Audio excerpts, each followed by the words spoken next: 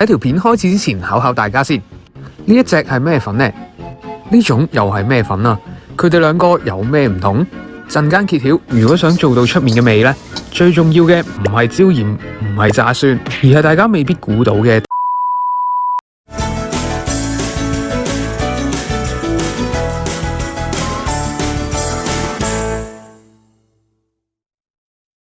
Hello， 大家好，今日咧分享一個茶餐廳我好中意嘅菜式，就係餸飯一流嘅椒鹽豬扒。順便咧，我會分享下點樣醃豬扒先可以醃到好似出面茶餐廳咁樣。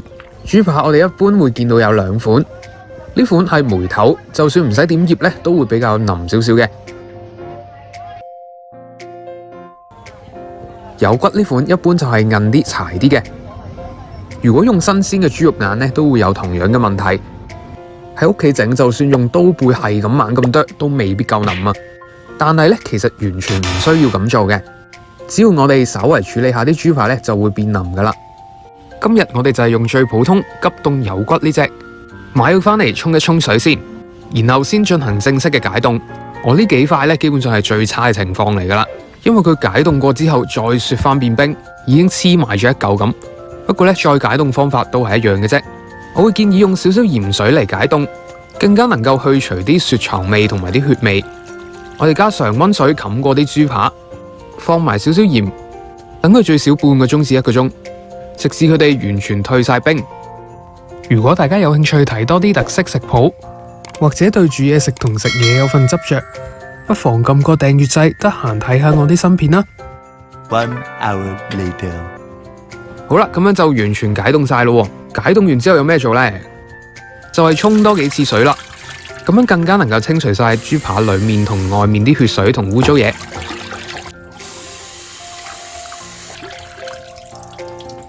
再逐塊印翻乾啲水。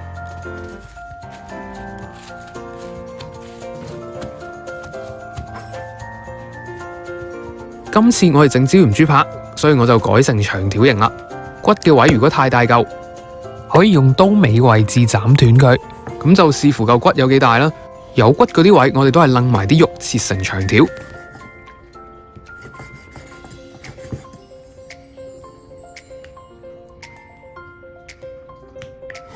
咁咧就可以開始醃啦。仲記唔記得條片一開始嘅時候，我問大家嘅問題啊？今次我哋醃肉咧就會用生粉嘅，佢更加可以軟化到啲肉質。如果用錯咗粟粉咧，就會令到嚿肉越嚟越硬噶啦。詳細嘅實驗可以參考下我水泥肉餅嗰條片，有更加詳盡嘅講解嘅。因為發現唔少屋企有粟粉當生粉用嘅情況，所以喺呢度專登再提一提。呢度就係我哋醃肉要用到嘅材料。我就買咗2磅豬扒啦，大概可以煮到2、3碟嘅。首先生粉加水撈勻。今次啲生粉唔係用嚟鎖住個表面，而係要索入嚿豬扒裏面做到軟化嘅作用，所以而家加咗先都冇問題嘅。然後落埋梳打粉、生抽、鹽、雞粉、砂糖同埋白胡椒粉。梳打粉都係用嚟軟化嚿豬扒嘅，充分咁幫佢按摩啦。睇到咁樣水汪汪，大家係咪有啲驚呢？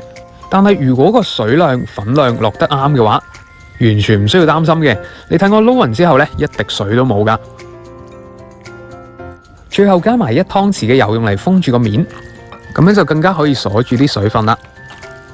放入雪櫃裏面最少醃佢3、4個鐘。醃完之後，我哋真係開始整啦。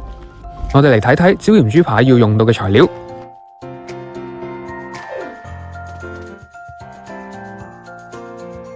頭先醃肉呢，我哋就用生粉啦。今次炸呢，我哋表面會撈粟粉嘅，就係因為佢炸起上嚟會乾身挺身啲。不過大家如果想用返生粉都得嘅。加完粟粉落去呢，我哋撈勻佢啦。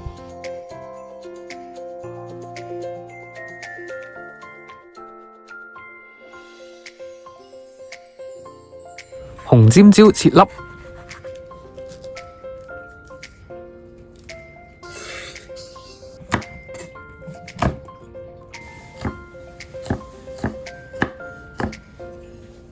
葱都係切粒啦。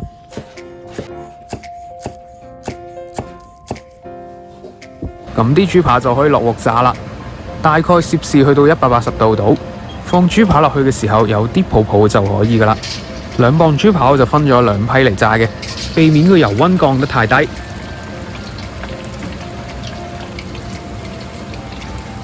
我哋保持中火炸到佢金黃色，過程大概5分鐘。已經切咗件嘅豬扒咧，基本上唔使擔心炸唔熟嘅。炸到佢咁樣金黃色嘅話咧，一定熟晒噶啦。咁樣就可以撈起噶啦。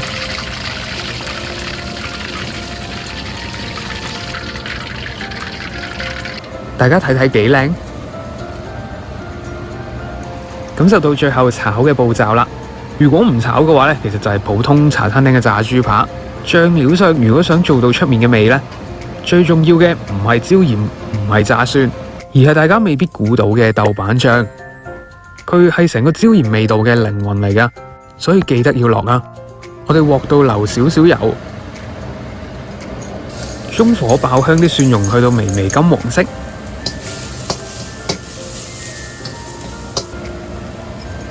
放埋豆瓣醬落去爆香。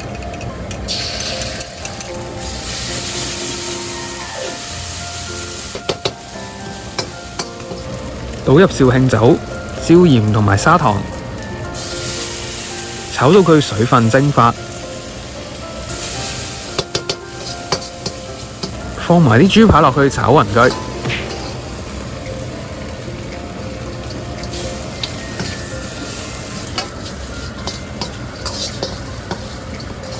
放埋紅椒同埋葱粒。